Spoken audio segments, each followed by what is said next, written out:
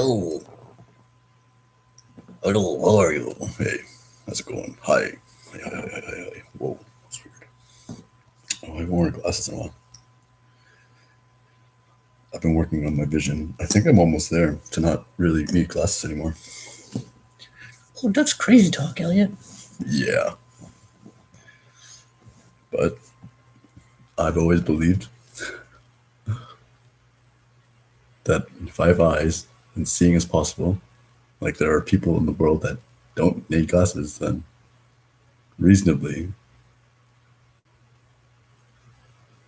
I could not need glasses. Like there was a time in my life when I didn't need glasses. So why couldn't, in a matter of like experiencing my eyes, remember how to do that? Hi, I'm Elliot. I am consistently, reasonably, socially irrational.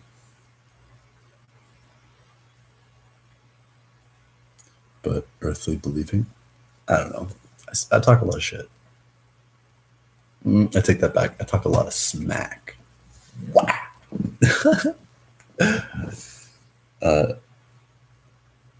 But seriously, what do you believe in? It's a simple seeming question. But in like my morning sit, meditation, sunbathing, sun gazing, thinking,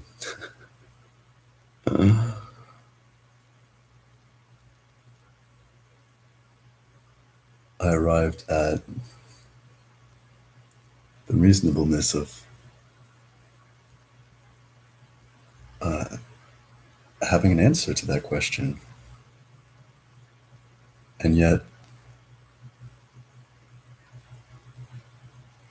how unreasonable it is to have to receive an answer if you ever ask anybody. What do you believe in? Like my religion? So you believe in religion? No, I don't believe in religion. So do you believe in not believing in religion?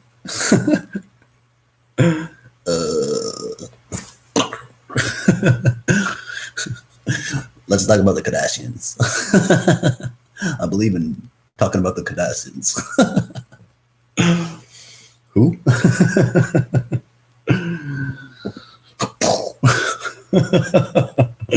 Oh, that's so easy. You believe in killing people you don't understand? But it's true, right? That's like experience / experienced. But thankfully, like those sacrifices were not in vain. We've learned that we can believe in being allowed and protected to not conform to believing in nonsense and still loving non-believers. What are non-believers? You don't believe in the Christian God? You don't believe in Allah? So no, it's like non-believers are people that believe they don't believe. They don't believe. You gotta believe in something. Ooh. Did you just ask a reasonable question? Now, in that like parody, people ask questions all the time, but they're not really asking questions. They're leading answers. And no matter what you say, they're going to hear that same led answer. And it's going to lead to more argument or their own sense of victory. But let's pretend there's reason. And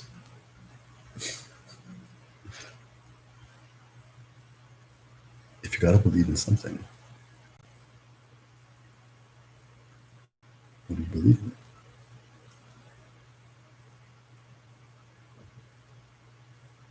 And I posit that most people in the world don't believe in anything. but instead are ruled by the beliefs of others. And they do this, this is achieved rather, by their non consideration for the reasons that they live their life, or the reasons that they care about what they care about. And so by not thinking about any of it, not considering about any of it, and in essence suppressing, repressing, and aggressively fighting their own feelings about it.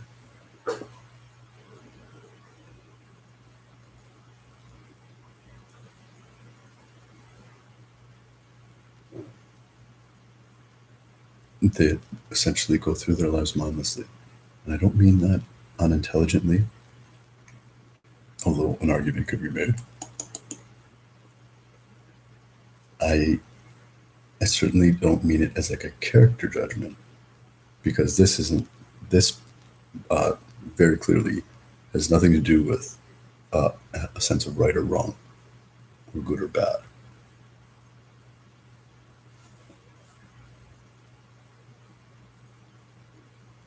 Because I'm thinking as like my own like thought experiment example in building this conversation with you, I'm thinking of people that I love that don't believe in anything. And that believe they love me.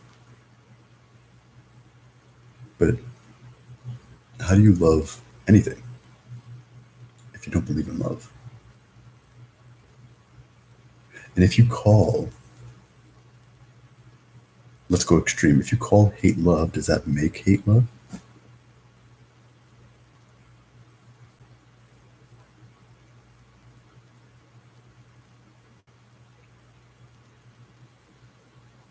I know that sounds kind of confusing, but there's more than one way to hate. And what if, like, there was a clever design where one of those versions of hate could be just called love, like the word, and then we can make examples of that version of hate as love in our education systems, i.e., television, movies, politics.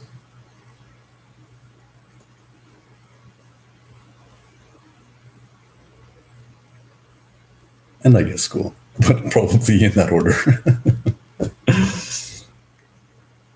Because where else do people learn how to act without thinking? Part of the reason that this is like a pertinent topic is for someone like myself who is deeply entrenched in the fucking like vast openness of like loving reality. Even I, in my love, have gotten like the barest glimpses of the bullshit that's going on, and like we're gonna figure out a better word for mainstream, but the popular media, and we're gonna figure out a better way to consider or rather classify or label or just speak in terms rather than East and West. Because where the fuck is Eastern thought? It certainly is not in Asia. Where's there not West? Where is there not a place in the world that is ruled by this one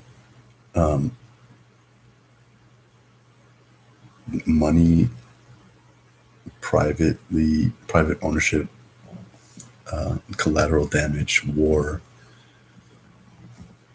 in debt,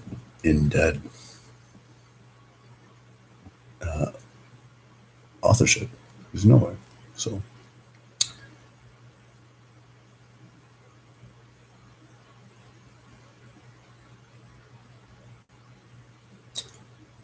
thought experiment time. If, like, we're going to ground it in our lives right now. Right now. Right now. If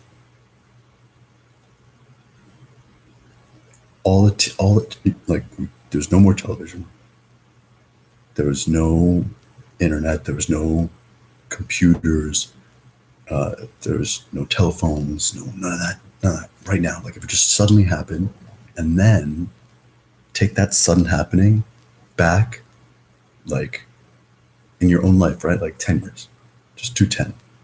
Don't think too much. Really, Elliot? Calling the kettle black. It's like, why couldn't you call the kettle white? It's just material. It's like it's iron.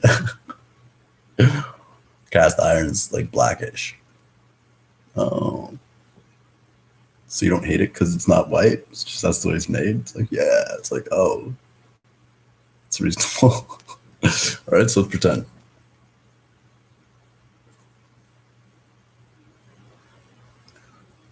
What?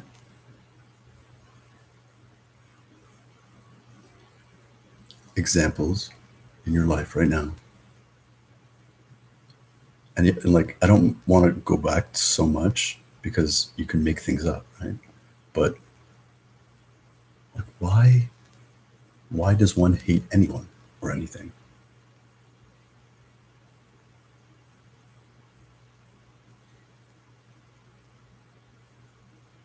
Like, where does racial prejudice stem from?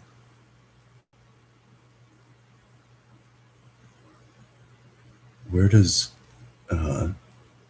like gender divide stem from?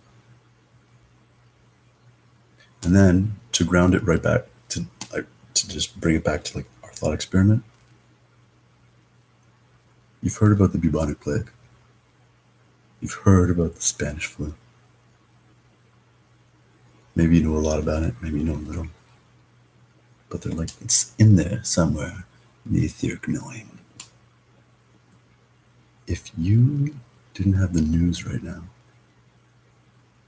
would you know that there's a global pandemic right now?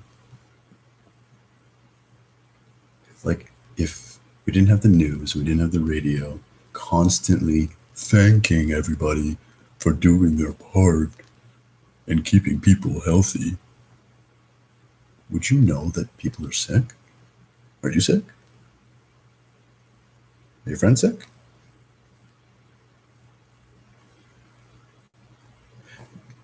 And by sick, I mean falling dead in the streets.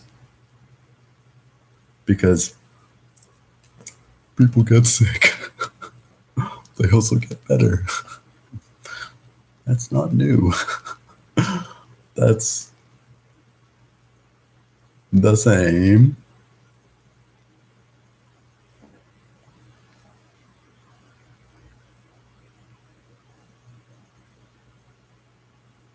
Like when the like SARS and swine flu. Was it swine flu? Is that what it's called? It sounds so silly to call it swine flu, but I think that's what it was called. It's dumb and ritualistic, but whatever. Like I knew some people with the swine flu especially that got like really sick. But the thing about viruses is they're, and like this is in fact, and not by via movies or supposed history. The more like deadly or lethal the contagion, the lower its factor for contagiousness. This isn't a video about the science of that. I'm just sharing that as my experience of like, we didn't shut the fucking world down for swine flu, but I knew people that got really sick. And I don't think would have died if they didn't go to the hospital. And like, I don't know, we as human beings had education about our own well-being. It's like you didn't have to go to the hospital and get fucking saline solution to like, I don't know, be like, we know how to take care of ourselves and each other. We know when to hydrate. We know when to not hydrate. We know what kind of foods to eat, what kind of foods to avoid, how to manage each other's temperature in times of stress and need. I believe that's probably really reasonable when we don't uh, just levy those responsibilities off to not even others, but to like some nebulous society that doesn't give a shit about us. And I don't mean that as like my opinion, but that's the story.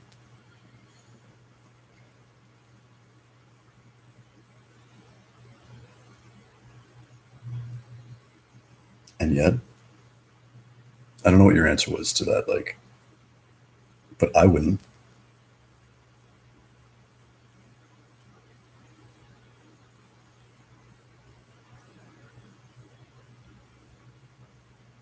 People look normal. It's because they're isolating. Oh yeah? How isolating are you? Sure, you're giving people space on the sidewalks. You're not going to work. Or you're blah blah blah blah blah blah blah. But are you fucking in a hole? No, you're not in a fucking hole. You can't isolate people and you can't quarantine the fucking world to avoid the supposed contagiousness of the most deadly blah blah blah blah boring. That's not reasonable.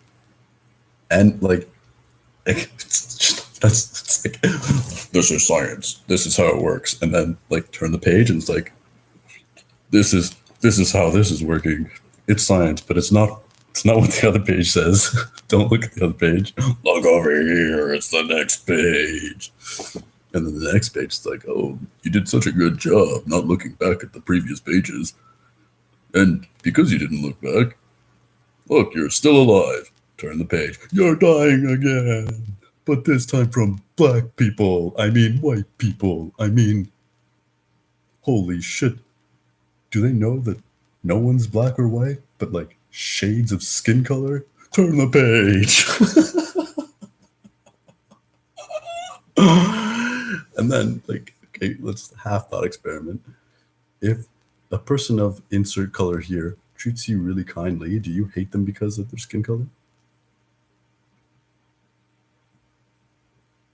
In your experience of life, have you ever hated someone that's treated you kindly?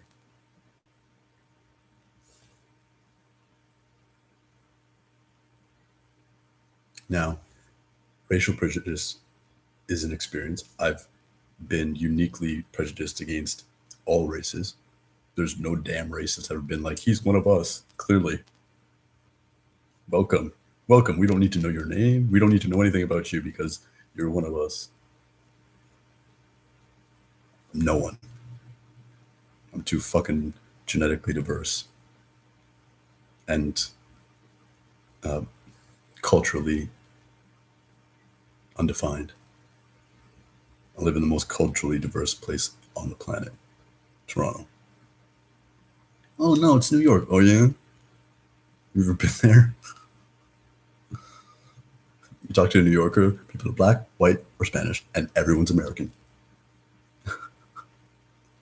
I've been to some of the most popular or supposedly diverse places in the world. Nowhere comes close to Toronto. Like, there's no even like, ooh, no, not even like a little bit close. Nowhere.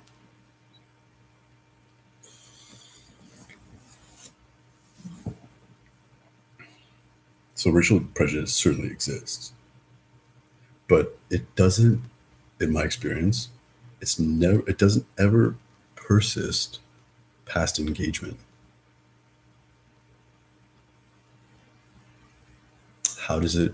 But then how does it have like personal and social consequences? Well, that depends on what you believe in.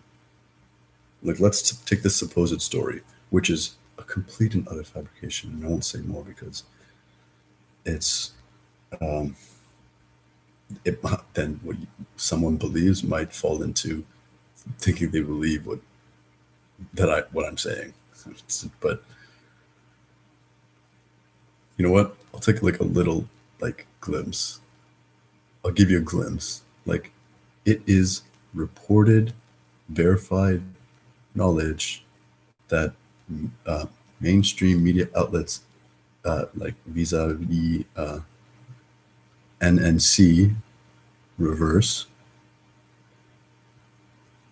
hires actors as reporters and victims and bystanders. See what I did there? To convey, perpetrate reportings that are fake.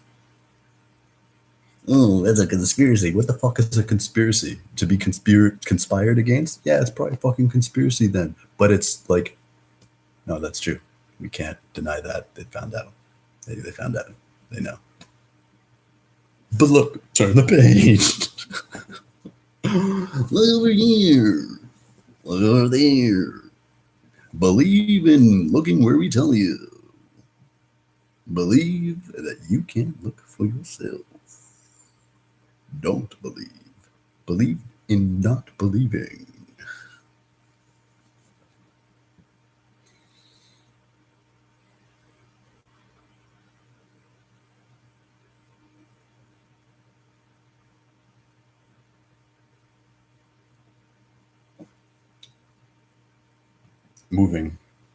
Moving through the potentialities of this conversation. An earlier kind of pondered thought. It's like, I think a lot. And I think that it's probably really rare based on my experience, but not so rare. And I especially don't think so between you and I. But I know damn right when I sit in fields and I'm not looking at a screen. I'm not even looking at a book, although that happens sometimes. I'm not writing in a book, although that happens sometimes. I can have my eyes open, but so but sometimes I have my eyes closed. It's like, oh look, he's meditating. It's like, yeah, maybe, but I'm not like counting my fucking breath. I'm doing the same thing that I'd be doing with my eyes open. Just open to perception. And sometimes, and like what that is really varied in like my awareness. Sometimes I can't even describe in words what I'm being in my sensual experience. And it's all sensual. And sometimes I'm quite actively like thinking about stuff. And I know that makes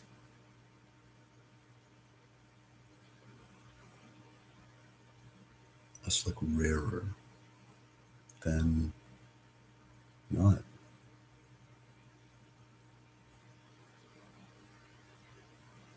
It's interesting.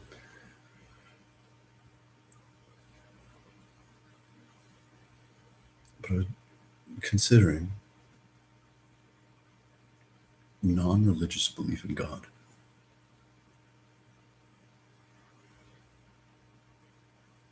And how upon like an initial impression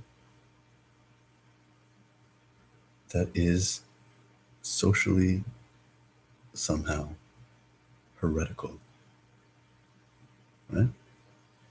Like, what do you mean non-religious belief in God? And then upon like, see how we did there?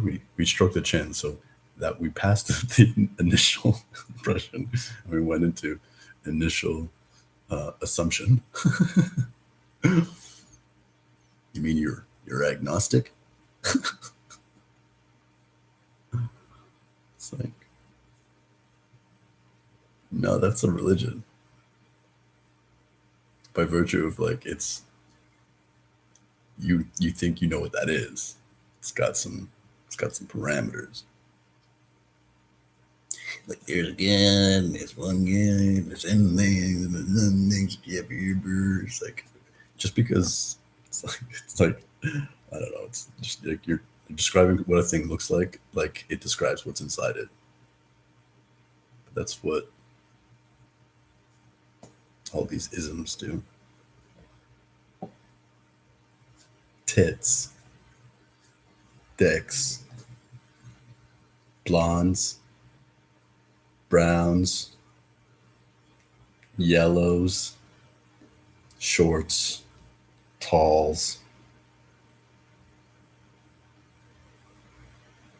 Because we can't say lungs, hearts, bones, muscles, tongues, eyes, because we have all those things. Like all of us have all those things. So you can't really divide us on them. But could we unify us on them? Turn the page. Don't do that. Don't do that. Just because then just everybody's everybody. It's like, well, we're not all cheetahs. Turn the page. Don't think.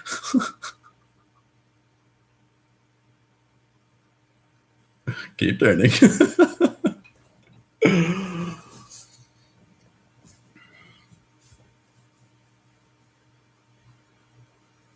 Because what I also think of sometimes, and like because the impact that beliefs have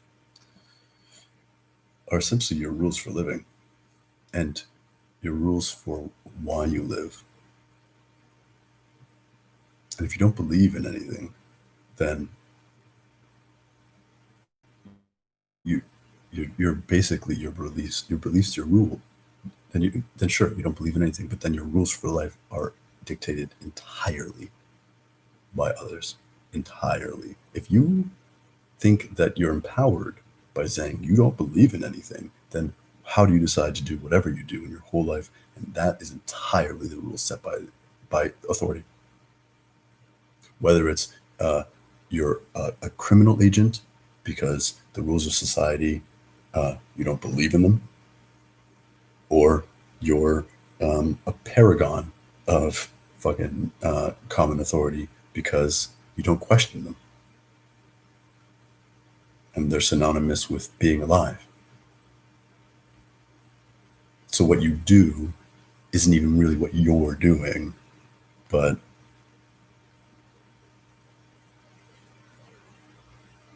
what it is. So you don't believe in anything, you don't believe in yourself. Well, I mean, I do believe in myself. Then what are you?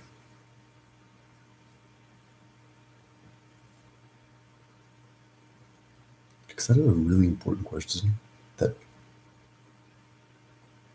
like, the social assumption is we can't know, or that can be a really long fucking answer, or worse, it's your, like, what you've done, who you've been, which has nothing to do with who you are, and certainly what you are.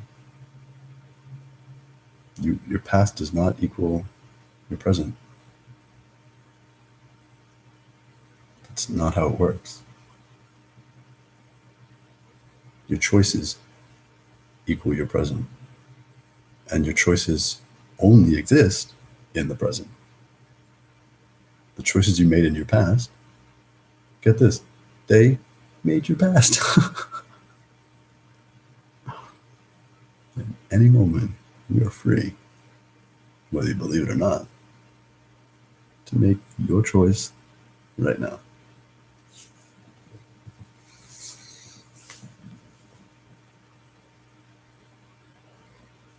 I believe in a thing called love. Those are the words. I love that I believe in a thing called love was made by, like, artists named The Darkness. It's like, that's so yummy. If you ask anybody if they believe in love, you're gonna get a yes, whether it's a yes or a no, because they used to believe in love, but it wasn't to be. It's not real. Fuck love. I can speak from a personal experience of really denying in moments, but I can never give up on love. I am such a sucker. Oh, yeah. Ooh. There's more than one way to blush. Okay. What were we saying? I'm gonna have a sip of coffee. Namaste.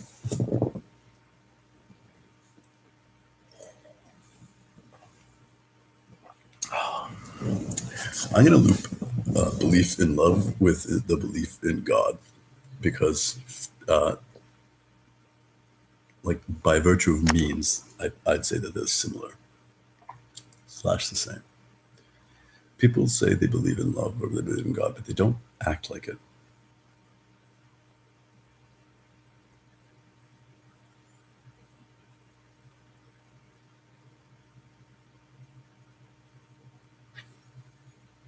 I think that by virtue of our community and this conversation, that just saying that enough has enough like impact to make its own point.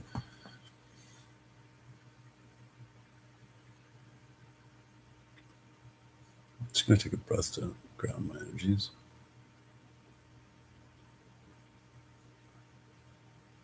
It's interesting.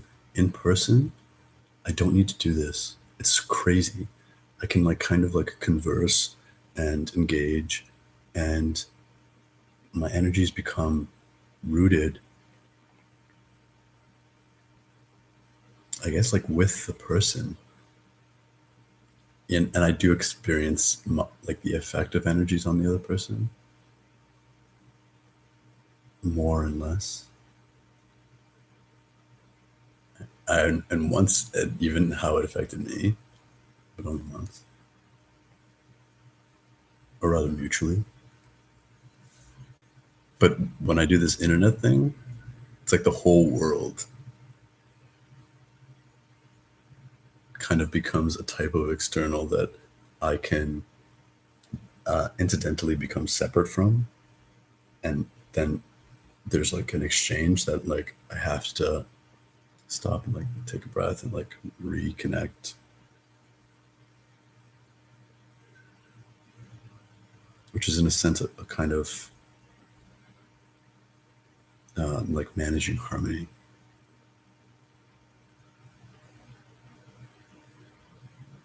And I understand the reason and the purpose, like rather why. It's just interesting. Just because you don't see Wi-Fi doesn't mean it's not there. And just because Wi-Fi doesn't sound like the voice that I'm using doesn't mean it's not carrying a part of it everywhere that Wi-Fi goes to get to you.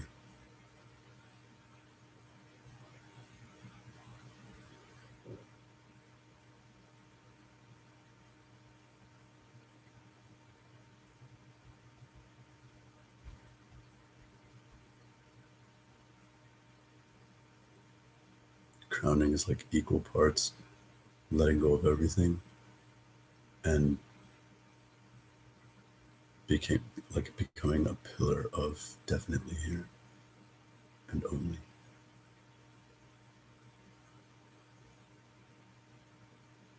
With an additional equal part of like,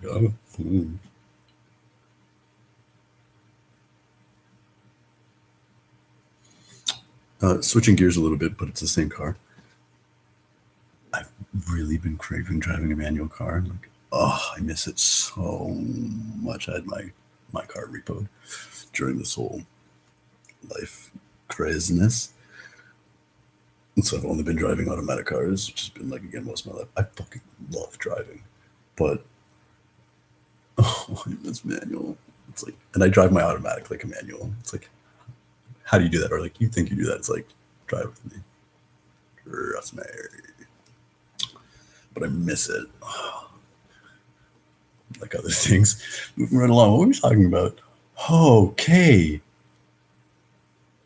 Oh, sip of coffee.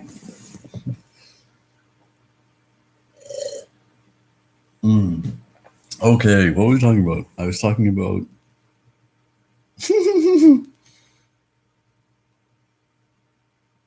non-religious and switching gears.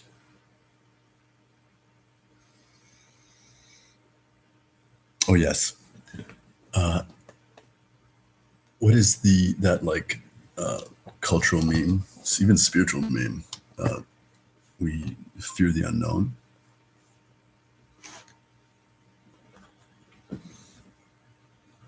I'd say that's a half truth.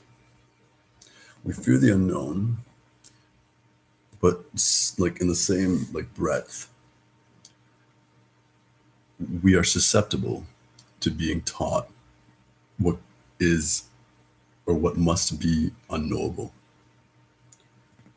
When in truth, nothing is unknowable until you seek.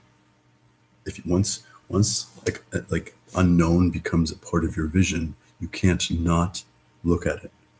It can never be unseen except for the what you believe, and then you can call a thing unknown until it's blue in the face. But as soon as you have an opinion about it, it's like, oh, that's knowing.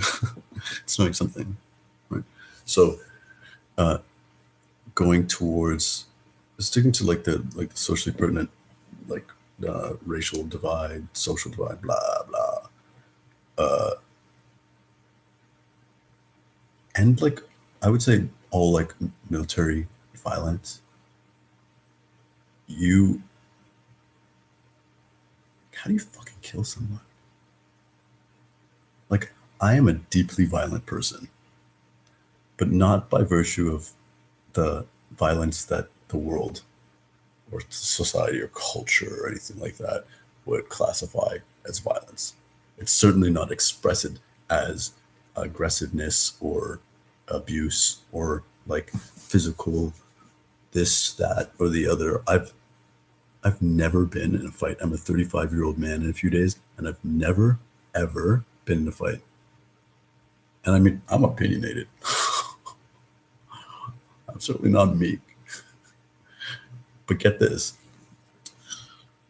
almost all unreasonable confrontation is avoidable. And then what isn't is are really opportunities for peacemaking. And like, even if you're not looking for peace, it's just like a natural like result of being like, well, what the fuck is the problem? Also, a lot of people run away from me. I don't know why.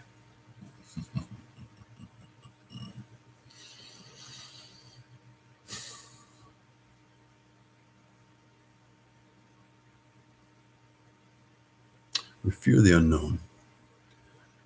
But in being ruled, the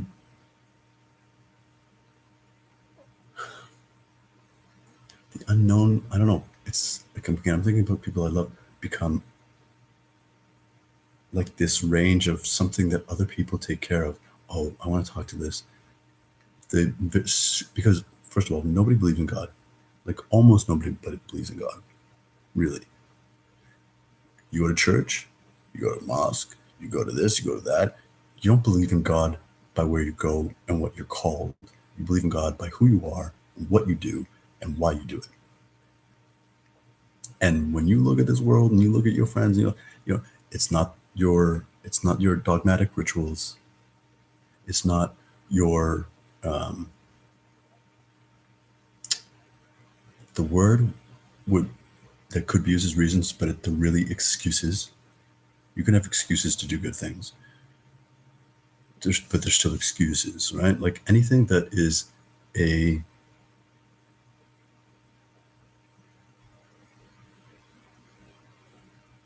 like based in the past, right? Like if I go to church every Sunday, I go to church every Sunday based on something in the past, like a rule in the past. If incidentally, when every Sunday comes, I I go to a communal experience of spirituality with my community, but every Sunday comes and it's like, I don't know what I'm going to do on Sunday. Then that's different.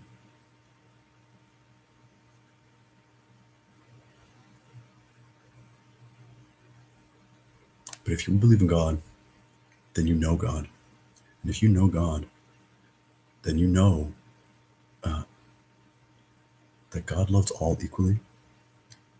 And there's no limitation, restriction, or need for qualification that need be designated one as being a child of God and a non-child of God.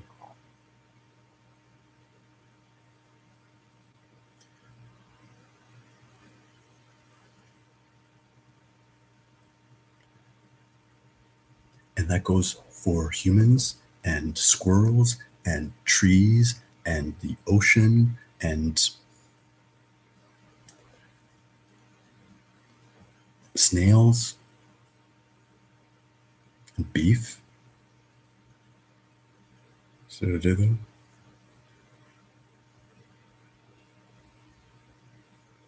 Beef is not cows. Don't think of that. We'll call when we kill cows and turn them into food. People don't want to think about eating what they're eating, so we'll make up a word. Beef. How's your pig? What? I mean pork. Oh. But we don't do that for chicken. It's like, nah, no, but chicken, if we did that for everything, it'd be obvious. So chicken, they're small and multitudinous, and we'll just say chicken tastes like everything. Yeah, mind fuck 'em. It's like, you're right. Chicken tastes like everything. Or everything tastes like chicken. It's like, is that true? No, it's really not true. Chicken tastes like chicken. Nothing else tastes like chicken. Chicken tastes like chicken. It's like, this tastes like chicken. Well, it's because it's chicken. This tastes like, nope, not chicken. Like, oh my God, people are weird.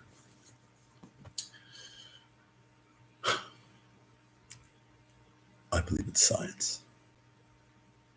I'd say that dogma is the most, powerful, societally powerful authorship on our planet right now. I believe in science. I believe what I can see, and I believe in what I can measure. If you believe in science for real, you believe in God.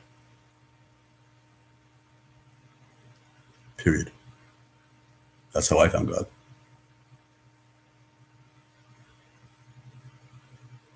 Because, get this, God's always there. But, like love, if what's always there, but you can't see it, your experience is essentially like it's not there. But as soon as you start to see it, you can forevermore look back and recognize that what you didn't see before was there, and then your past almost like reinvents itself. It becomes redefined by and with that support. It's healing. I believe in science. I believe in what I can measure. I believe I can see and sense with my senses. It's like, okay, cool. So if we never turn the lights off, you never develop your night vision. So you'll never see as well in the dark as you see in the light. But if we never turn the lights off and also tell you not to stare into anything bright, and your eyes never get used to seeing in the light either. So anything that's clearly visible in the brightest light, or the darkest dark, you never get any practice at actually seeing.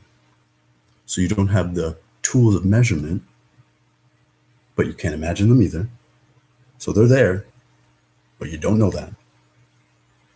So what can be measured, what can be seen with tools that can exist, don't exist. And in your rules force authority,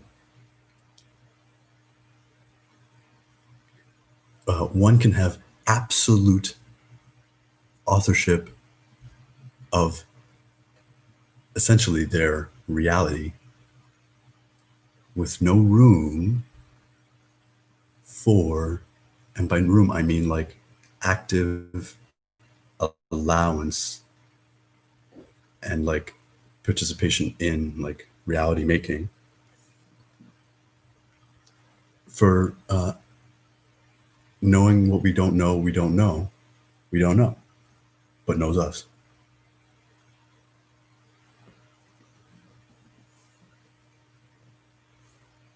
I could say this in every video and it still wouldn't be enough because it's really important.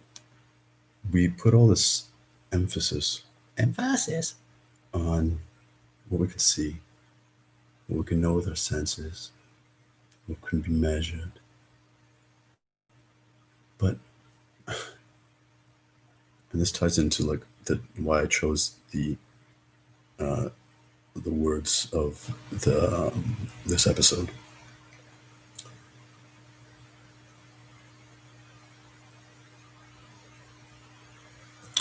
Measure your forearm with your fingers. And that's how many finger lengths your forearm is. Measure it in millimeters. That's how many millimeters. Centimeters, inches.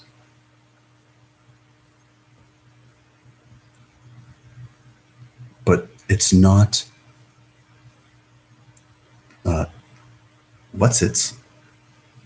it's not what's its, right? You're not measuring it in what you're not measuring it in, but what it could be measured in.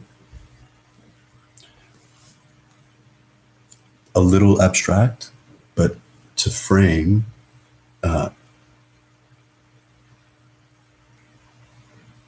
before we could measure infrared light as distinct from visible light, as distinct from UV light, as distinct from gamma. It's not light anymore, that's radiation. Before we could measure these things, before we had the tools for measuring these things, we could qualify their existence by our senses, by our reasonable hypothesis,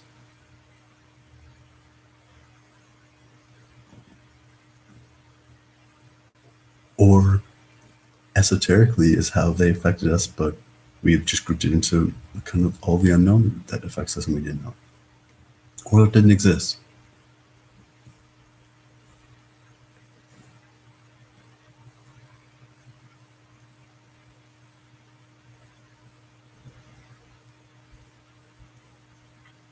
And then less abstract, using the eyes example, because we might as well not have any other senses. We're so fucking eye addicted. See what I did there? You're the best.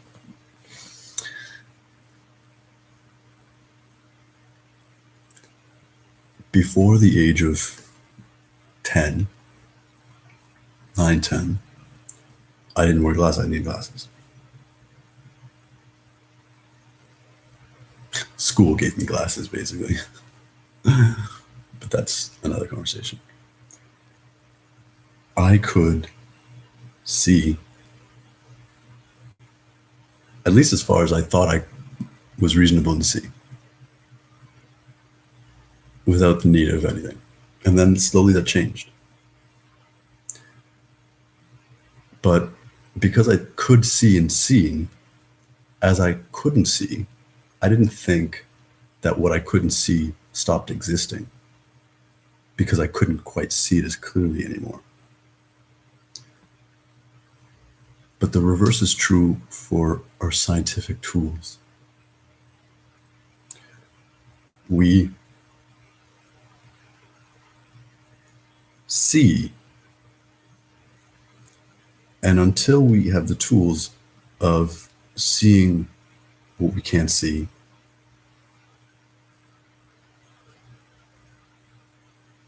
it doesn't exist. And even if it's blurry, it doesn't exist.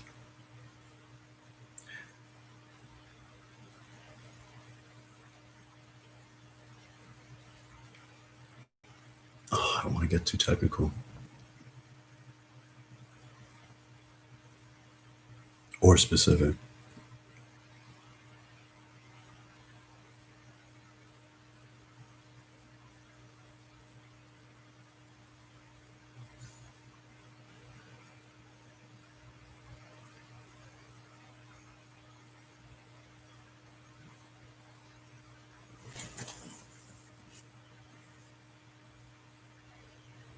A last point on the tools.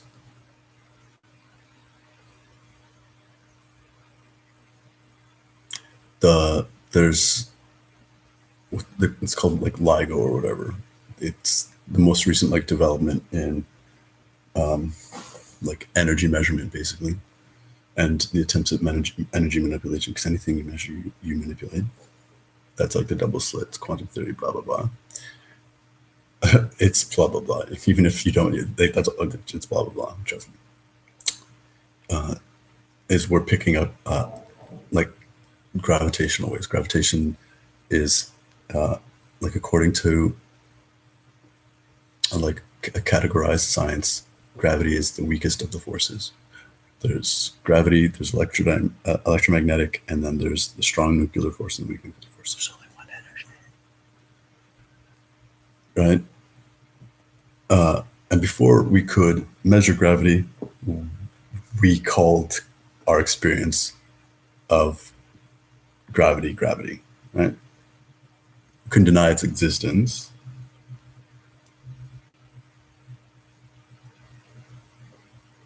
But, oh gosh, you know what? No, won't go there. Okay. But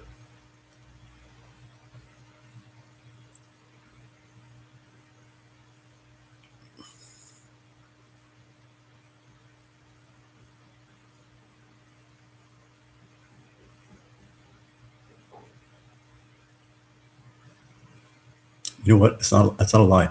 It's with this development of this measurement tool, they've only really accepted actually like the presence of gravity in like the scientific canon, like presently.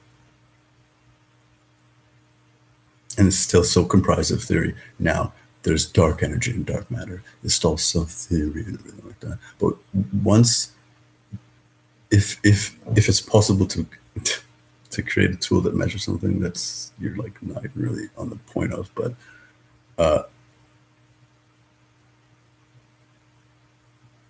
does it not exist before then?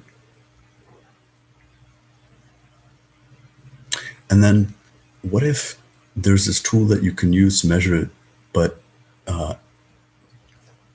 it's not useful for people to know, because if they know, then I'm just using it as an example. It's like we sell people energy, but if you could measure the energy that's all around us, then the same tool for measurement allows for its use. So we're just not going to use it. I mean, we'll use it, but in the form of really complex structures like academia and like intellectual institutions and military complexes. it's like I spoke to yesterday or whatever. It's like all like manufacturing, assembly, like all everything that's done massively can be done more minutely and individually. Everything. It's like, how are you going to make computers? It's like, you're right. I like developing the tech, like, never mind. At this point, we could all reasonably have the technology in our homes that make computer chips. And that sounds crazy, but in a world where with a kind of sequential uh, technological infrastructure, and like, yeah, anything's possible. That's within reasonability. And I'm back. I think that's a coincidence.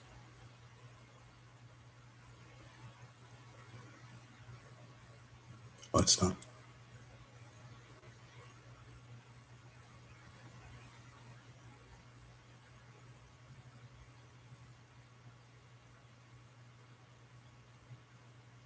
Economies of scale use scale to control manufacturing distribution. Our computers run on computer chips that are made in slices of like nanometers. Okay, that's really fucking tiny.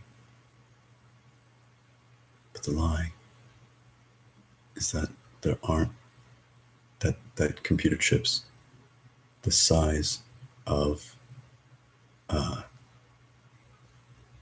like tiles, but configured uniquely, don't have the same potentiality or greater for power and efficacy.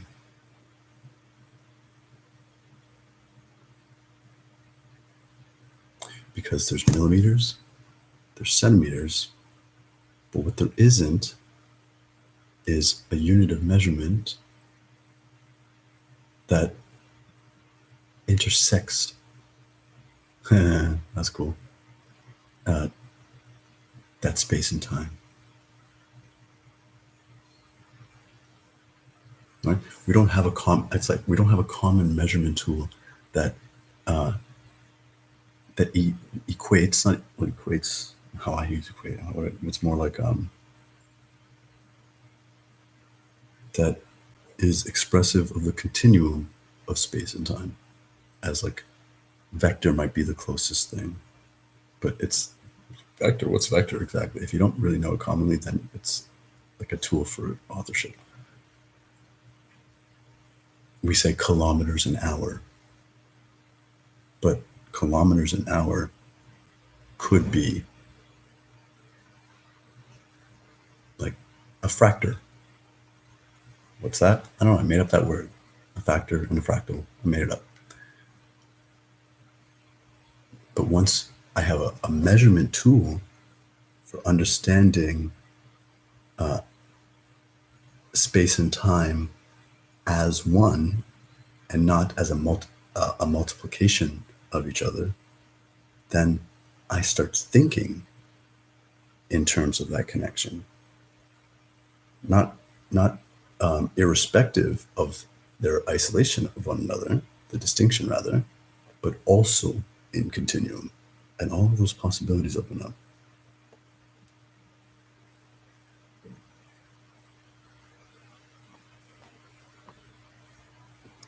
Or I can keep that to myself, not tell people, and then do powerful things with that information, call it other things, and to all the people that I affect, just own that ability. When you call good bad, when you call bad good, it doesn't make it good. But we live in a world where the best of it sucks. It's like, that's actually not what good is.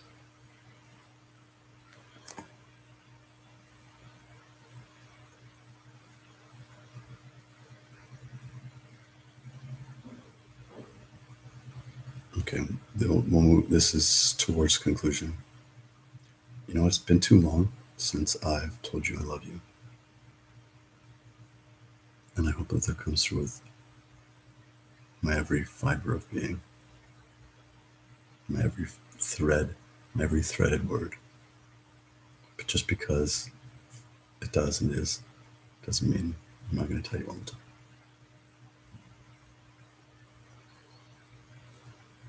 It's true. And I know you love me too. Not hypothetically. Like, I do know that. Because I have the tool for measuring it. And it reads full. Thank you. The most.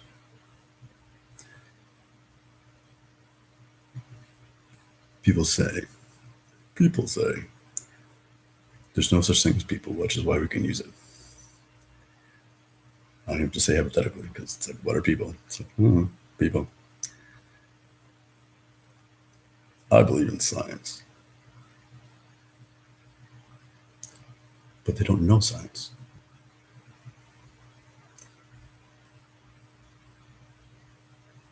I get shunned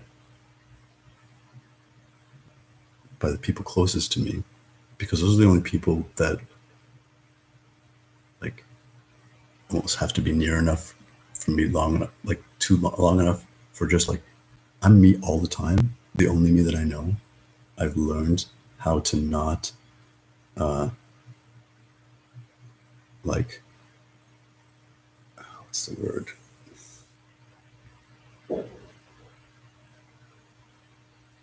Hide who I am or like dumb myself down.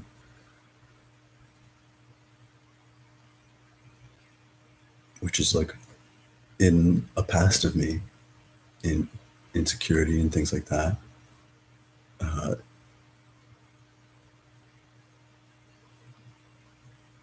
But I'm not going to live in a non-reality that isn't better than the reality that I know to be true. And there's nothing in my reality that is like excluded from my reasonability. And anybody closest to me is inevitably going to rub up with the fact, it's true, that I don't talk about nonsense.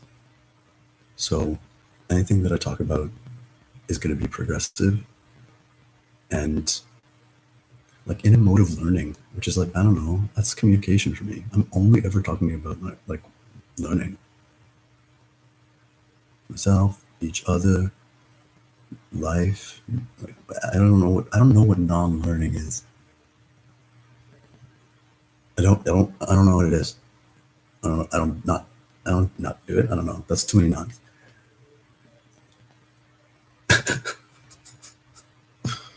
You're cute.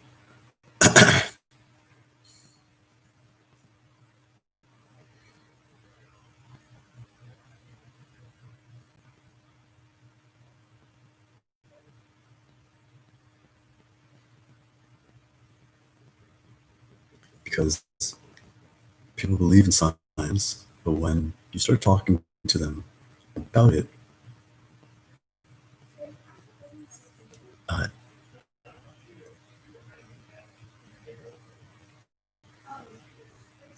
they believe in the word science. They don't believe in science. They believe in being governed by it. And worse, because this is like fucking the worst. This is like the tragedy. This is like the injustice. They believe in trusting like an authority that does know and is caring the most about them, so they can trust, you know, like believing it in generally, and that, you know, people that do know more and better are making the best and most loving decisions for them. And it's true, but only spiritually and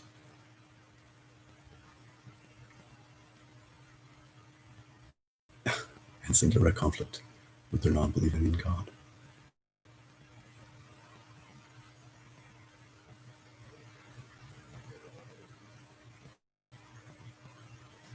And continuing like the stream of conversations that we've been having, at least in my shows recently, it's like, what are you calling God these days? You know what? I it's like, just realize what you actually do. I actually just call God mother and father.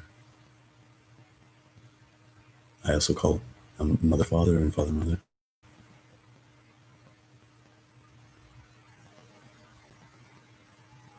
And to me, they're singular and dual.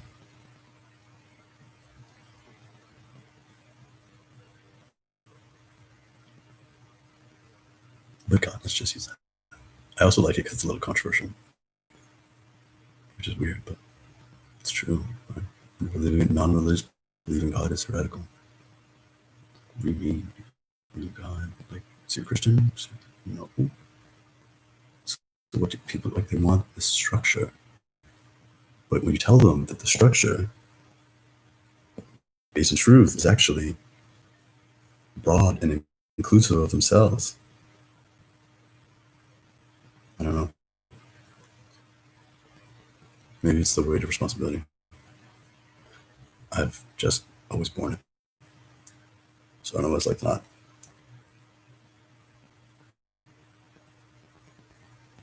What's going on in the world right now is making, like, I hope, painfully clear to the small group of people that's ever needed to change everything, is how little people need to know to make powerful assumptions, answer choices about their lives and the lives that affect everyone else in the world. I believe in science doesn't mean that you do if you don't know science. But then that's the other popular belief that kind of makes all the injustice possible, that you can believe in God, but you can't know that God exists. That is, I'm not gonna rule it, but that is one of the most sinister beliefs in, like, the human, like, psychic sphere. It's called the noosphere. You can believe in God, but you can't know that God exists, because that's not reasonable. If, like, that, your people say, I believe and I know God exists, God is with me, God knows me, God. But we also have this really strong belief that anybody that says that, it's happening in their imagination, and their imagination isn't real. Because along with, like, unreasonable beliefs, there's something in the world that exists, but it's not real. Right? Like, your imagination isn't real. What do you mean my imagination isn't real? It's really happening to me. Right? And okay, I'm gonna imagine a rainbow over my computer. Is a rainbow over my computer? Well, yes and no. In my mind, sort of. It's not in my mind as much as if there was a rainbow in, like, a different way that I mean. But like, so if you believe in ultimately not being able to know things, then you can just fucking quit knowing anything and leave it up to other people. I believe in science, but don't know science. So science is just what other people say it is. And science says die. Science says you're sick. Science says we're going to replace you with fucking technology, because technology is separate from you and it's better than you, and you are infinitely imperfect.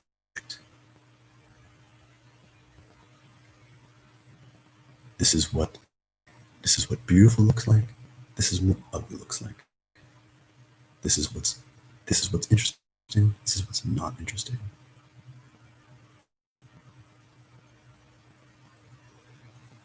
I sometimes have the second thought to remember that I'm not wearing a shirt right now when I'm making these videos. But like, I'm not wearing a shirt. It's hot. Like, I don't even think about it. I wear a shirt when it's like kind of reasonable.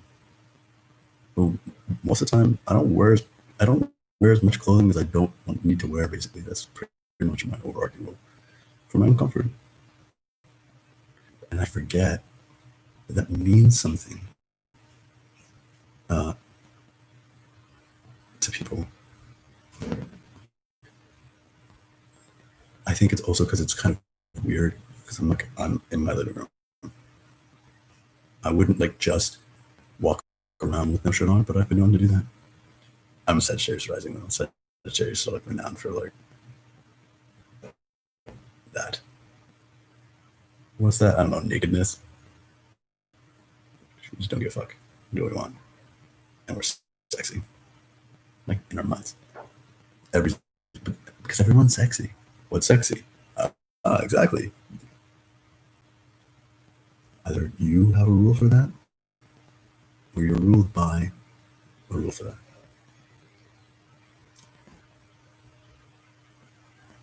And this isn't a new thought, but every old thought is a new thought when you have it again. Like, if I was a woman, it's like I don't have a shirt on, is what I said. But if I was a woman, I'd be saying, I'm topless. I didn't say I'm topless. But when a woman doesn't have a shirt on, it's like, I'm not wearing a shirt, so I'm topless.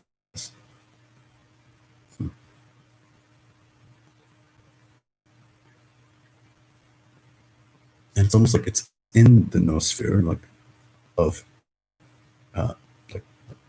tribes people, Bushmen,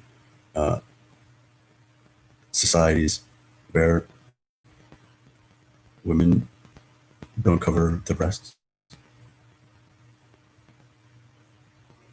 Are men walking around with hard-ons all the time? No. Does anybody give a fuck? No. Is it a consideration in beauty? Sure. Just like my chest is.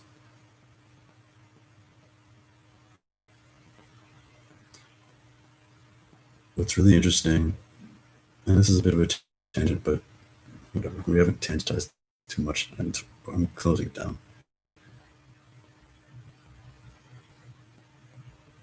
In a really interesting way, I've never really been very like physically determined when it comes to who I fall in love with.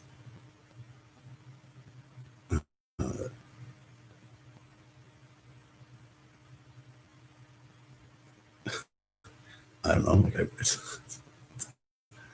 everyone's beautiful, and I don't know. I'm entering like a kind of structure of thinking that doesn't make sense to me, but I can kind of go in this way of thinking. So that being said, in the like depths and realms of spirituality or whatever, like dimensional reality that I've been experiencing, I've learned another layer of like non-physical arousal. Like there's a separation even of, I mean like sexual arousal that I actually think is it's like this is like arousal. This is the rudeness of arousal, because like I remember being a kid and seeing like boobies on the TV, and then my dick got hard, and it's like, whoa, boobies. And then more recently, although not that recently, like my partner's like sexiness, like that's like a thermometer, or I actually thought it was speedometer, but you can imagine whatever you want.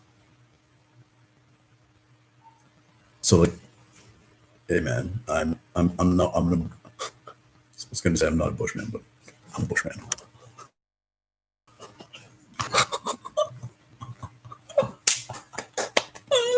Amazing. That's not even like blushworthy. That's just awesome. Uh, but it's like almost like a meditation, but and also not in meditation, but in like a present mindedness, being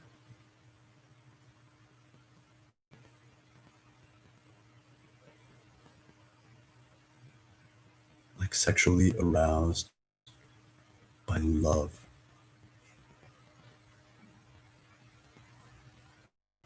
and not in physicalness at all.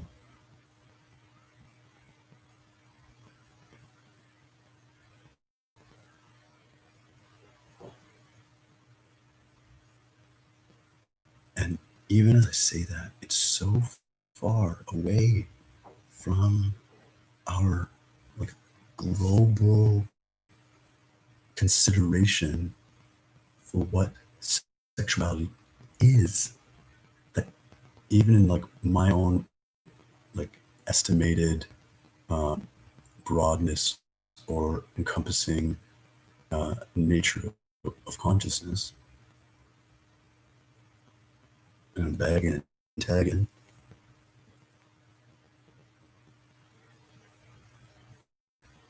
there's this rule that I thought I didn't really have, except for like, whatever, man, like I had to have it. And then I experienced like, it's not so far as like one could think. Like, it's contrary.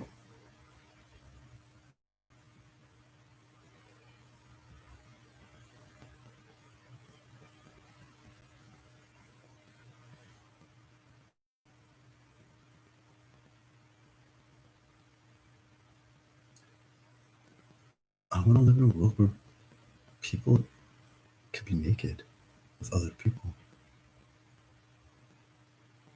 and that change rooms are just are merely spaces of reasonable utility for the purpose of like organizing our the things that we're changing from and into during an activity one way or another, and not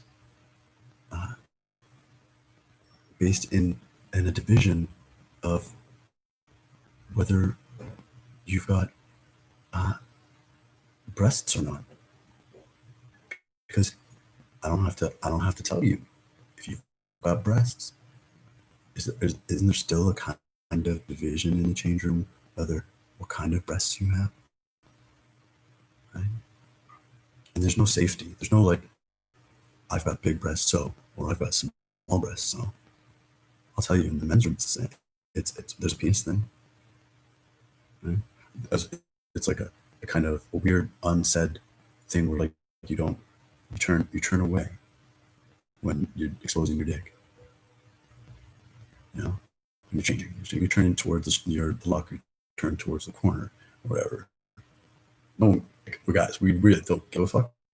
That's also like true, but you don't walk around naked, except for the guys that do, and they're usually Eastern European.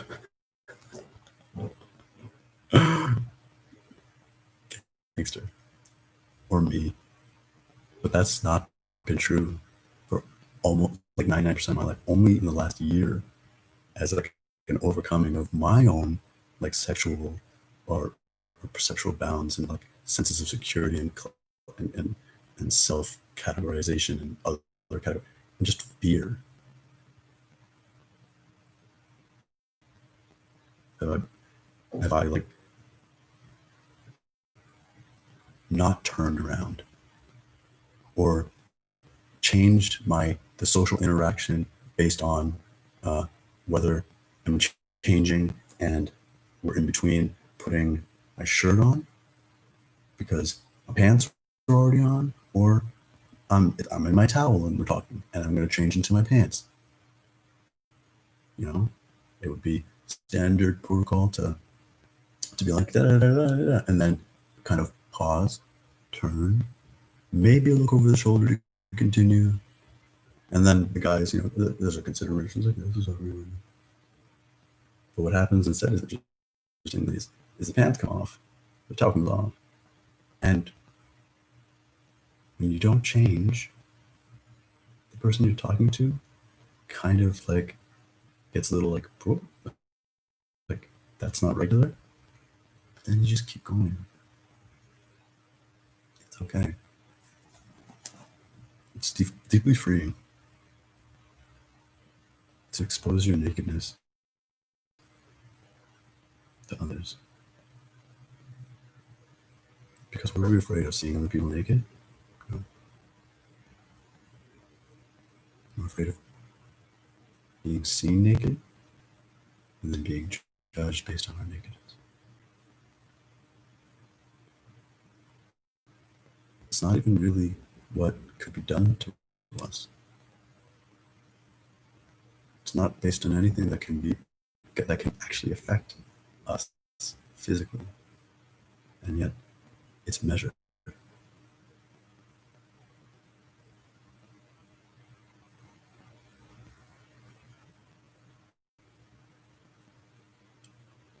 It's only measured subjectively. It can only be measured subjectively. But is subjective measurement real?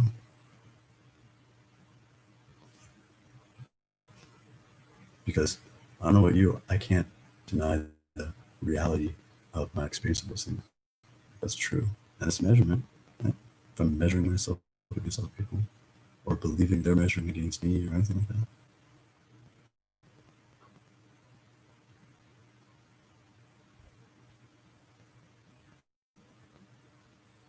So there's this rule that's ruling us until we deem ourselves qualified to determine our own rule.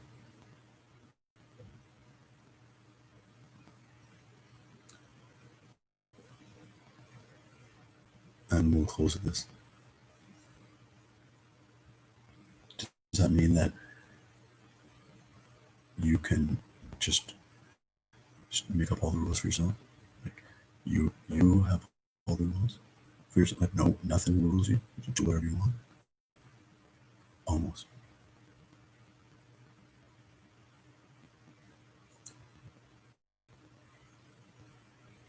Because to be honest, I want to be ruled. We all do. A little bit. It's free to be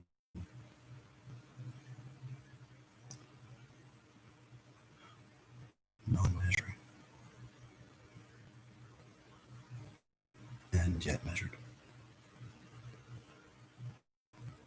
So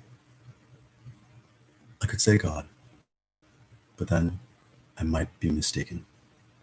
So instead, I'll tell you the one, if I could call it just one. I've got, there's only one thing that rules me. And it does. It determines what I measure and how I measure and what I measure and what I think is immeasurable. It's It's what I don't have to think about. It's what I follow.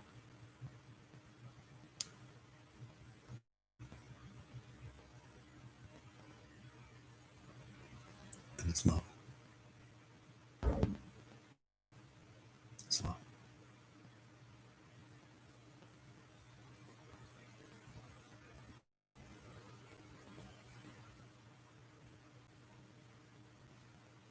And you know what? How do you measure love?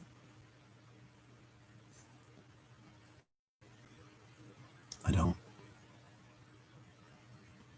Love measures everything else. Love is my ruler. And everything else is measured by it. And you'll see that. You'll see that in my actions. You'll see that in my creations. You'll see that in my reactions.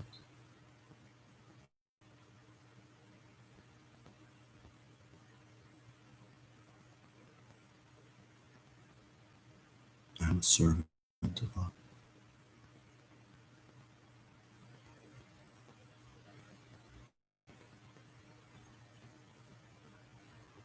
And I believe in it.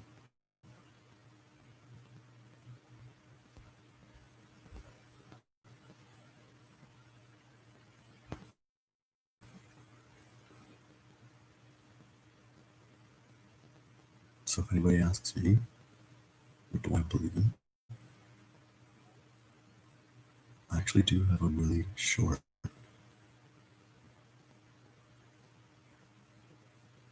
but certain answer.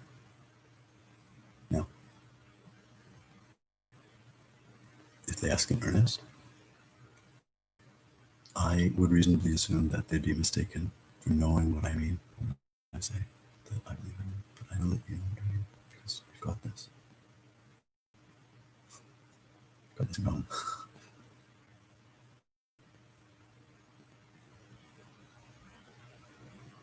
But maybe this is what we're doing together, and we can do it even more by us kind of saying it like this now. Let's look at our lives. Let's look at everything that we measure. Let's look for the things that we measure, and let's look for the things that are measured for us by others and we don't even recognize. You don't have to look too hard. Just look at what, just like look into your heart, at your desires. And if we find anything there that's being measured by not itself, then it's like, I don't know, you have the feeling of finding something on your list of a treasure hunt. It's like, oh, I found that. And we can start measuring it in our old new way.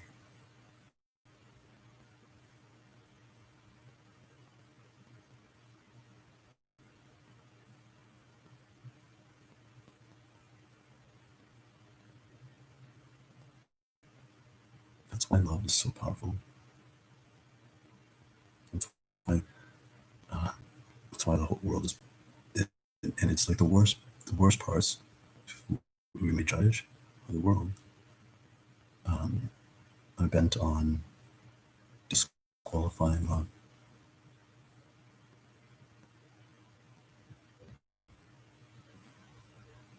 On calling hate love. That's what love is. That's what love is. That's not what love is. It's actually hate. And I would argue that you can only hate what you love.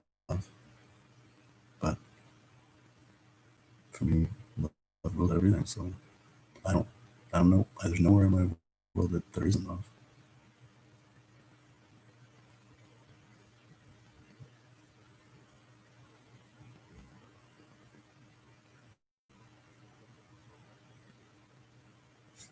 And do I hate anything? I do hate things. But I don't hate people. What I hate are ideas. and concepts, which is why I'm a really violent person. And how I express my violence is in love. But there's no stabbing an idea. There's no beating up an idea. I mean, there is, but it doesn't draw blood, doesn't hurt people. If somebody has an idea that I hate, how am I going to get to the idea by hurting them? Especially physically. I might hurt them with the thoughts that I invite them to, like, into creation. But it's like, hey man, this is violence, this is war, this is conflict. Harmony through conflict is love.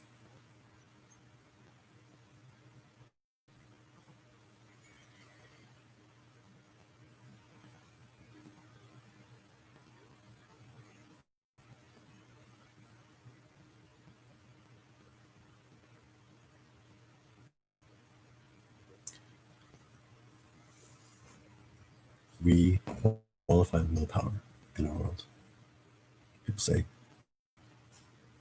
use your will. You gotta have willpower. Love willpower. This is how anybody can have willpower. What's will? Well, okay. You gotta do for the love. Like, use your love power. Do we say that? No. It's like you get love power. Love's not a thing. Like love's not. That's not. Willpower is not love power. But there is love power. Willpower changes the world. Love power is why we change the world. And you can't change the world on willpower alone. You can't change the world on love power alone.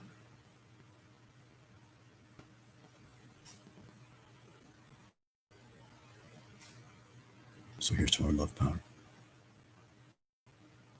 I love you. Thanks for being here always.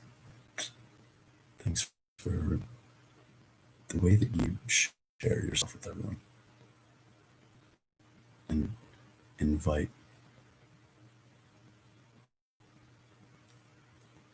a more loving truth because of all of the not love you've overcome. And then not love you've reiterated by choosing your not environments, but including them in your love anyways.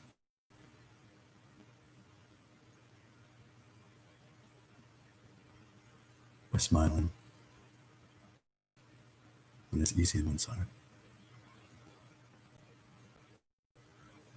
And you never stop facing your fears. Ever.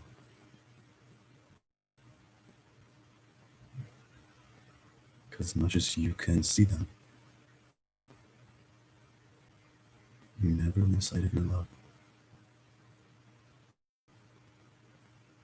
And because I'm in there. Where else would I be?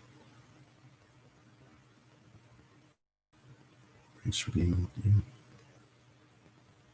Because at any moment, you can choose not to. And you've never chosen not to. Fucking bad. Have a really nice morning with you. Until we do it again. Soon. I gotta finish my tarot pseudo astrology thing. Fun fact, the solar eclipse yesterday was the moon was conjunct the great attractor, which is this mysterious like measured. It's not a black hole. You don't know what it is, but the center of the Milky Way galaxy, we have this really strong black and that sits at around 26, 27, 28 degrees of Sagittarius. But at 15, 14, 15, 16, it is something else. And it's stronger than anything. It's called the Great Attractor. So this full moon in Sagittarius, kicking off eclipse season 2020, yippee-ki-yay motherfuckers, was conjunct the Great Attractor, the most powerful force that we know of in our cosmos.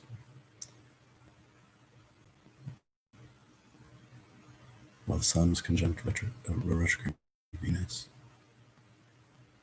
and squaring Piscean Mars, people put a lot of emphasis on conjunctions. Conjunctions are like similar, which is nice. It's supportive. Oppositions and squares, those are magnetic. Those are balancing. Those are going to repel until they're perfectly aligned, and then they're strong and they create things, new things, things that could only exist through the perfect complement of opposition. Opposition on the same opposition of is still on one circuit. Gemini and Sagittarius are on opposite sides of the zodiac, but they're on the zodiac. Black, white, blue, yellow, green, brown, gray. We're all on the same planet. We're all on the same bodies.